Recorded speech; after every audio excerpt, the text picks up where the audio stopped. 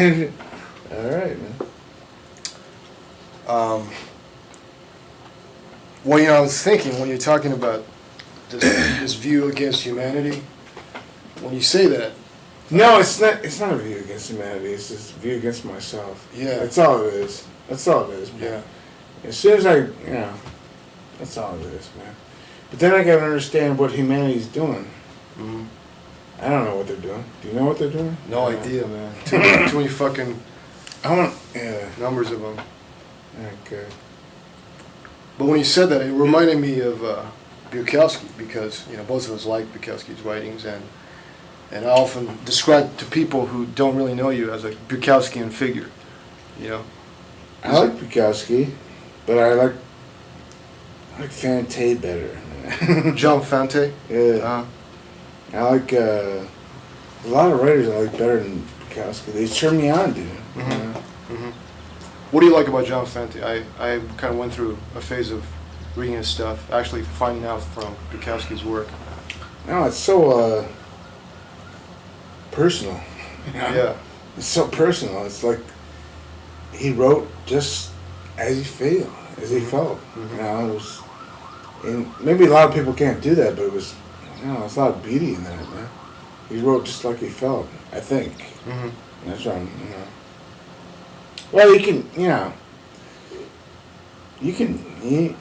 you can suss something out if you're writing bullshit, Mhm. So, anyway. So what other writers turned you on besides Fante and Oh, Bukowski? look at this.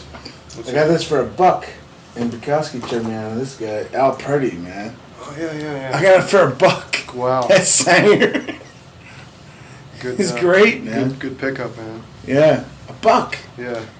I never had a chance to read his work, man. I only know his letters with Bukowski. Yeah, That's all I know.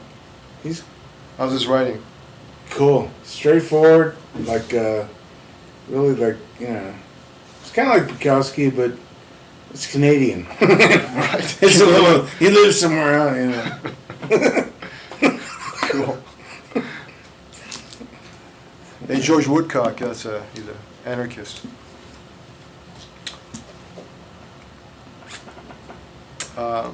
I think it was it was about a year ago, we were talking about, I think I met with you briefly, and we were talking about the power of Iceman Cometh, Oh yeah, you man. know, Eugene O'Neill. I saw the video, actually, from the public library one night, and it was overdue, but I just wanted to take a look at it. And the whole video was like 4 hours, so I never was expecting to watch the whole thing. And it's like really black and white, old film footage that's really not up to par with current technology, but I couldn't stop watching. You know, I couldn't stop watching. I had to just watch for the next 3-4 hours. Jason Robards, man, it was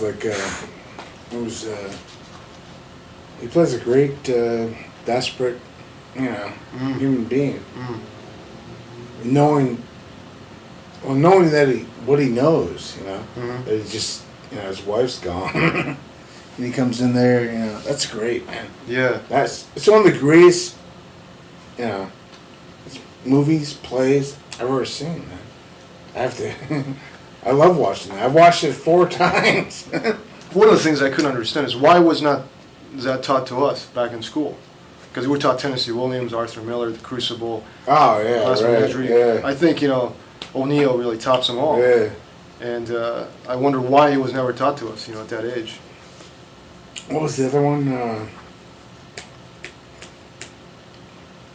The other O'Neill play, Yeah. Long Day's Journey. Yeah. With Katharine Hepburn. Yeah.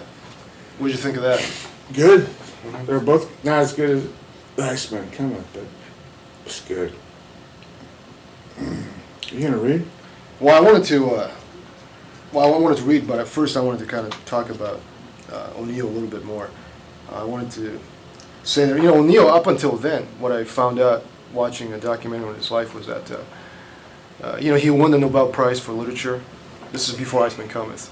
And his star was going down. Nobody was reading him, and he was getting kind of ill. And he decided, fuck it, man. I'm going to write what I want. I want to write about my family, how fucked up my family was.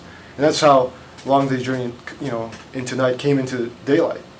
And he actually sealed and had the lawyers seal it to say that don't publish this until I die, you know.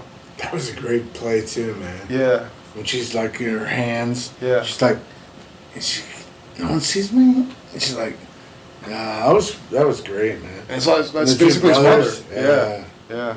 That was great, man. It wasn't as good as Iceman Coming, but it was close, man. Yeah. What It do you think is the major difference? I mean, why do you think Iceman Cummings is a better play? I don't. Yeah. I don't think it was. I don't think it really was that much better, but I think I relate better to, Characters and bar stuff. room Yeah, and, yeah. down and out characters and, Sure. like the Robert Redford character where he's like, I relate to that too, man. Yeah. Yeah, I've been there. The old anarchist guy who kind of disillusioned with the movement. Yeah. Yeah. Yeah, it's a great, God, I haven't watched that in a while. Mm. It's to the English guy and the Scot. Was it the Scot or I was think he was he a Dutch? Yeah, Dutch or You know, because something. talking about the Boer War or something, Yeah. going on and on about it. I'm not a historian, but Yeah. it's yeah, I like that. See, I like things more for the humanity than I do for historical purposes or just like watching it Mm-hmm. and the characters.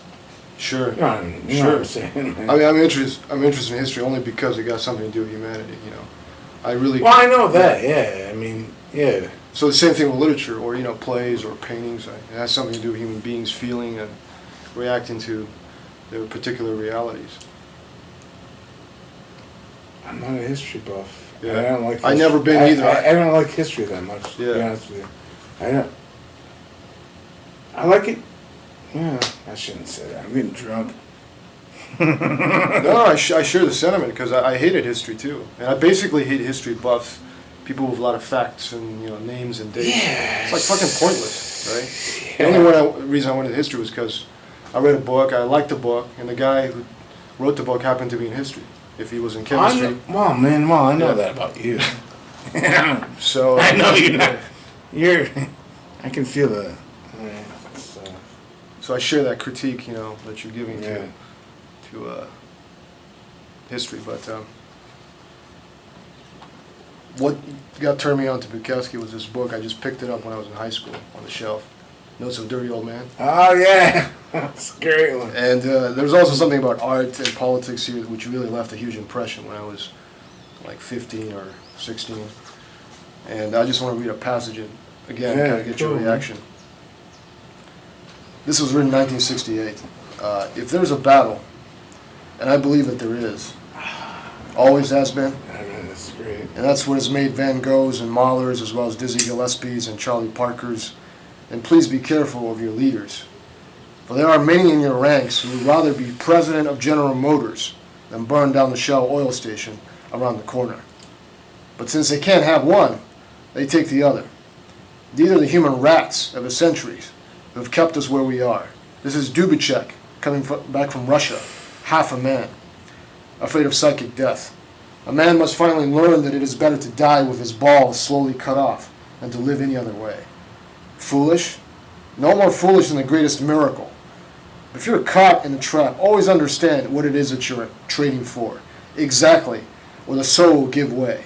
Casanova used to run his fingers, his hands up the ladies' dresses as men were torn apart in the king's courtyard.